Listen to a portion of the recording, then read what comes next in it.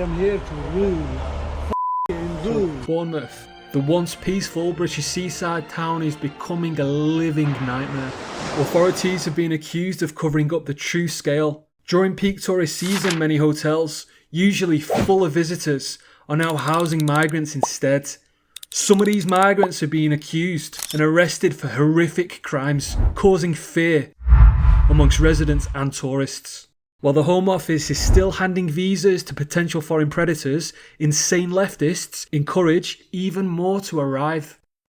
In Bournemouth, there have been 708 alleged criminal offences, including theft, including assault, and including July, a Syrian migrant stood in a British courtroom charged with a savage of a woman in a public toilet on Bournemouth's beachfront. Mohammed Abdullah, who arrived in the UK in 2023, was granted permanent right to stay by the Home Office. This alleged attack is just the latest in a wave of migrant-linked crime in Bournemouth. This is my land. Is it? I'm not sure he's here to integrate. Freedom of information requests expose the nightmare unfolding in the seaside town. There's been an average of 260 sexual assaults each year for 5 years in a row. In some years, there's been a sexual assault nearly every single day.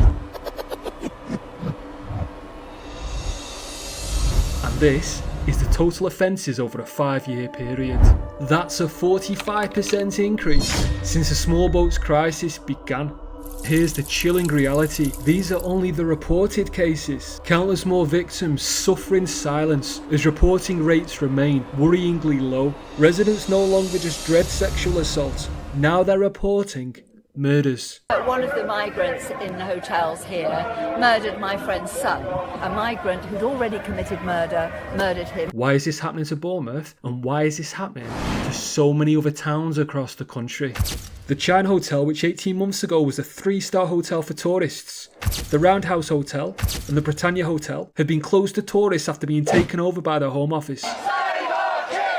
Is it any wonder that local people are furious and outside protesting the hotel? Court records show that just in the Sign Hotel, 37 migrant residents have been charged with serious offences over the past 6 months, including and violence. The situation has sparked demonstrations from local people. Their argument is, I'm concerned that people who are here illegally are making my town unsafe, committing horrific crimes against women and children, and I'm forced to pay for their accommodation. Sexual assaults and occurring in this area have absolutely increased. It's not just that.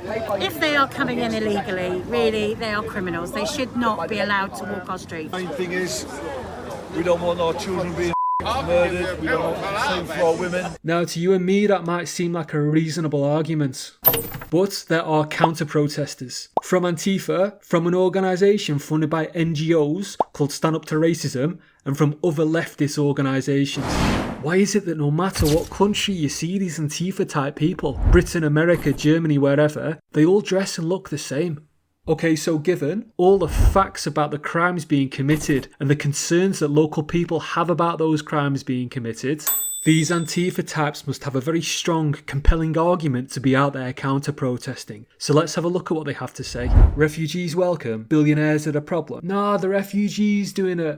Oh, the problem? The problems in society are not caused by migrants or refugees. They're caused by a system to protect billionaires. Well, I suppose that depends on what your problems are. If your problem is that your daughter's just been by a migrant, or you've just been in a public toilet, then your issue is going to be with the system that protects the migrants and brought them here in the first place. Oh yeah, here we are, the usual.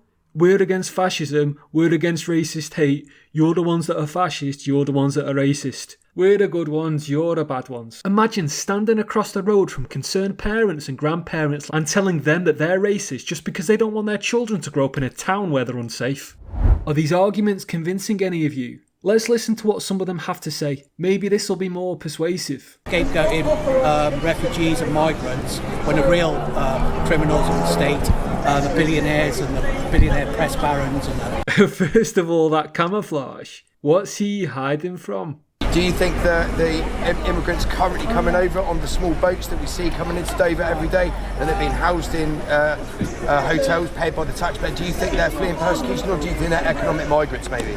No, I think they're fleeing persecution. I think the whole situation was created by Bush and Blair after 9/11 when they attacked Iraq. It's all been caused by capitalism is the problem. Capitalism is the enemy of ordinary people. If it wasn't for the wars that they created in Iraq, Afghanistan and places around the Middle East, these people would still be living in their hometowns, working and living a normal life. Oh, so Western guilt. These people are not responsible for the foreign policy decisions made by Tony Blair or George Bush. Imperialism and capitalism. Oh yeah, don't worry about your town being unsafe. What you really need to be worried about is Imperialism and capitalism. Oh, he just goes on for ages about abstract concepts. Trump is always going on about how terrible Ukraine is, loads of people dying. He doesn't say nothing about Palestine. Women are being in a town that you live in and up and down the country, and you're banging on about imperialism and capitalism. Oh, you know what he's doing? He's doing the opinion dismissed meme. In case you don't know, research shows that liberals and conservatives allocate moral concern differently. More conservative-minded people focus their concerns on family and friends and neighbours and country. And liberals are far more abstract, thinking about strangers and migrants and imperialism and capitalism and non-living things like rocks. Okay, let's try and break down this line of argument and see if it makes any sense. Because Tony Blair and George Bush started a war in Afghanistan in 2001 and Iraq in 2003. 20 plus years later, people need to migrate from those countries. We have to allow them to migrate to England because of Western guilt. The left wants us to accept these migrants in our towns, even though they're far more likely to commit crime and women. This isn't the fault of migrants and they're not moving here for economic reasons, but it's the fault of capitalism for economic reasons. And billionaires for economic reasons. I'm just not sure this is going to convince many people who are worried about the safety of their children. The left still needs to persuade ordinary folk to accept dangerous foreigners in their towns. And unless they do, anti-migrant protests, like the one in Bournemouth, like the ones happening all over the country, are going to continue.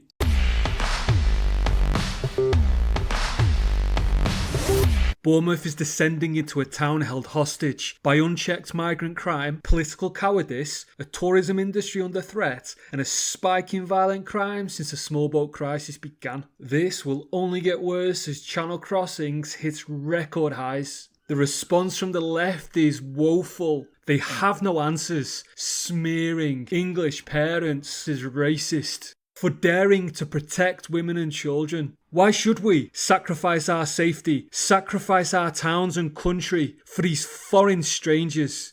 We owe nothing to strangers and everything to our own people.